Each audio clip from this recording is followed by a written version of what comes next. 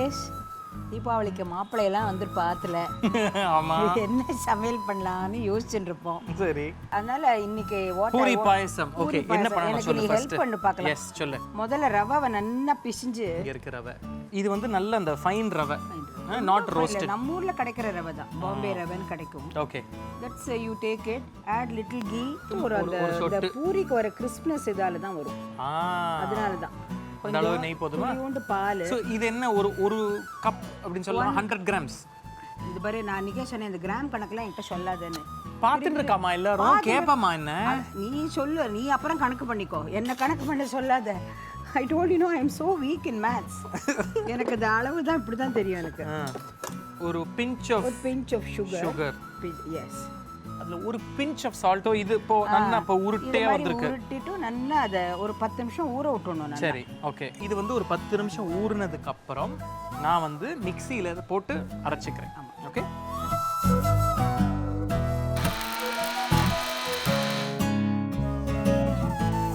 So இப்போ மிக்ஸியில் போட்டு இது நல்லா ஒரு திருப்பினதுக்கு அப்புறம் it's become like a nice playable to.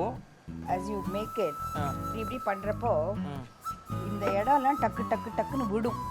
சரி, ஸோ இப்போ நான் எண்ணெய் சூடு பண்ணிக்கிறேன். பண்ணிக்கோ.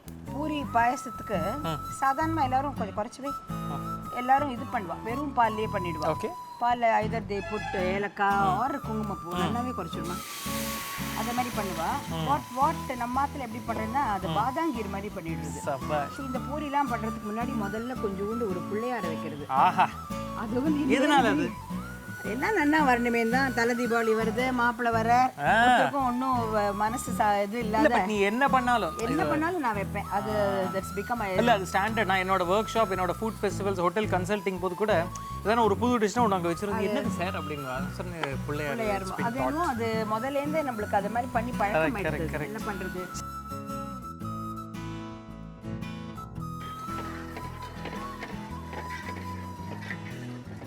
இது வந்து பாதாம் வந்து ஓவர் நைட் ஊற போட்டு தோல் எடுத்துட்டு நல்லா it's been blended in the mixie. இது மெயினாக நம்ம எதுக்கு முதல்ல தண்ணி ஊற்றி இந்த பாதாமை குக் பண்ணுறோன்னா பாதாமுக்கு ஒரு பச்சை வாசனை ஒன்று இருக்குது. அந்த பச்சை வாசனை போகிறதுக்கு தான் நம்ம மெயினாக இந்த தண்ணியில் போட்டு இதை குக் பண்ணுறது. 5 to 7 tablespoons of sugar. Okay, now should I add the milk, ma? Yes. ஒரு half a liter milk. எதுக்கு இந்த பாதாம் அரைச்ச பேஸ்ட் நம்ம ஆட் பண்ணுறோன்னா இட் கிவ்ஸ் இட் கன்சிஸ்டன்சி, ஒரு வால்யூம், ஒரு பாடி அப்படின்னு சொல்லலாம். ஏன்னா வெறும் பால், குங்குமப்பூ, சுகர் ஆட் பண்ணியும் நீங்கள் பண்ணலாம், இல்லை குங்குமப்பூ இல்லாமல் ஏலக்காய் போட்டும் பண்ணலாம். பட் அந்த பாதாம் பேஸ்ட் நம்ம கொடுத்தோம்னா அந்த பூரி மேலே அப்படியே இது கோட்டாகி வரும்போது it gives you a different taste all together. இந்த பாதாம் கீர் is ready.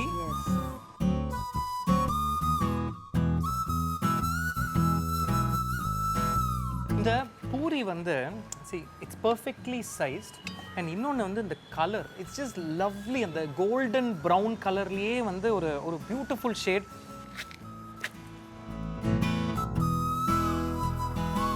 I can't wait to taste this. இப்போ முதல்ல டேஸ்ட் பண்ணு. இதுக்கு வந்து you always have a backup of the badam kheer. ஏன்னா இந்த பூரி போட்டோன்னே இந்த பூரி எல்லாத்தையுமே இழுத்துன்றோம். இது ஆனால் ஊற தான் இதோட டேஸ்ட். பட் சூடாக சாப்பிட்டாலும் அது ஒரு டேஸ்ட் தான். அது டெஃபினட்டாக.